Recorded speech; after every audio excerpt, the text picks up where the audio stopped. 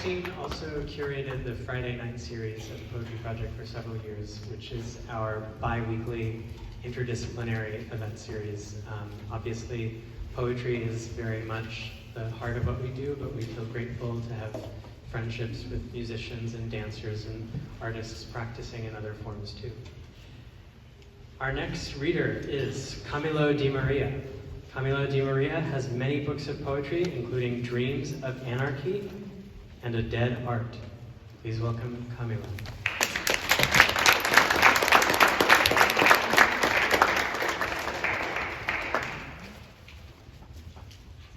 I'm going to be cliche.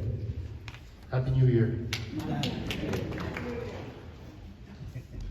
So this is the title of this poem.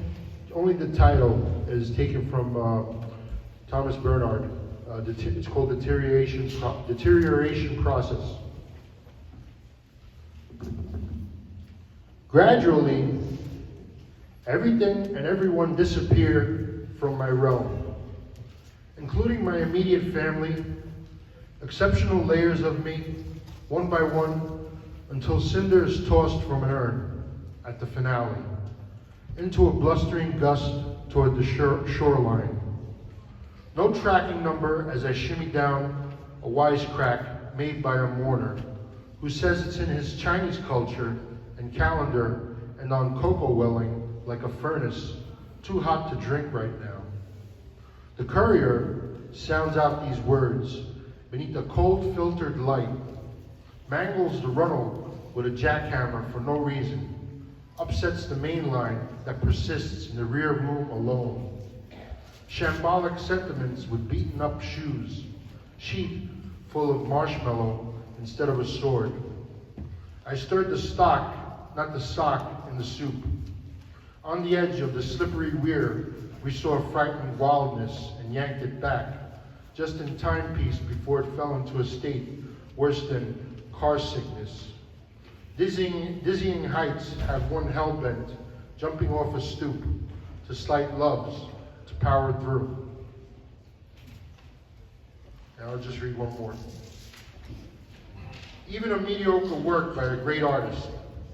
Perhaps what's too subtle to catch is too far of a stretch when I don't keep tabs on my kids and have to tamp down the mist before it slips into your periphery. It's not going to be accurate. You have to literally be closer to it. I mean, I don't think it's totally over. It just didn't go as smoothly as I hoped or imagined. Fumigate the meridian with an aphrodisiac of Epsom salt so that our due diligence can take us a bit above the poverty line. A disproportionate threnody with weighted keys that doesn't make me monitor what I say so that I can finally stand and speak freely to the insurmountable who quantify their surroundings. Sounding the guiro, we cross-cancel each other. In the life force as I close my eyes tightly, strain the veins, tense up the temples, to will the masses back to schedule. Thank you.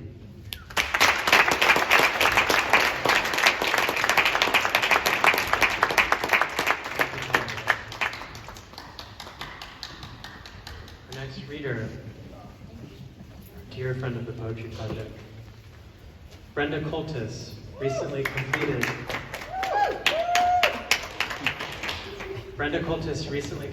an artist residency at UCross in Sheridan, Wyoming. Welcome, Brenda Coltis.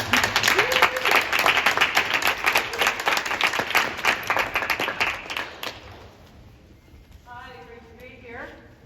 I'll just read a couple of poems from that experience. Feelings. My soul lowered by a thread into a cold lake inside a flooded mine shaft, 5 stories down. It felt like a color, not a sensation of temperature.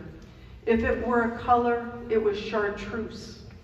I called for a UFO to show itself, and it presented as a plasma screen in the sky.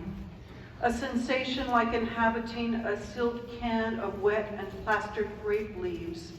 It felt like moonlight inside a paint can.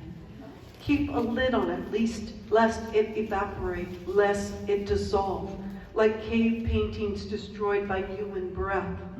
That day I felt a handprint on the inside. It felt like bruised ribs.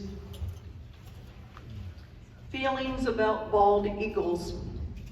Hot tissue paper in the wind, like a flag was raised from the dirt, and the flag of dirt had powerful feathers.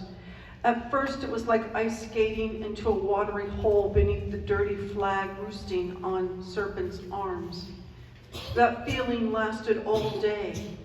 My forehead felt useless and hard, like a turquoise ring locked inside a vault. Feelings about log cabins. My tongue tastes like lime built up in a cooking pot, and I use a mirror inside an abandoned log cabin to comb my hair, which is as dead and long as antlers. My tears fell like broken glass on the ground that no one bothered to clean up, and somehow I arrived in something smaller than a car, and the wooden wheels were like secretly eating in a museum or library.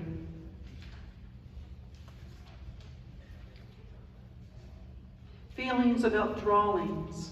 I began to draw long lines like hoarfrost on a pencil tip, and my fist as a hand grenade. It felt like writing on sandpaper and like melting my fingertips on ice. My neighbor's boots are rough tongue on carpeting while our doors bounce slightly.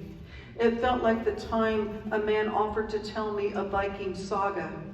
Was he speaking in code? It felt like sleeping under a silver mylar blanket on a bed of pine needles in the open.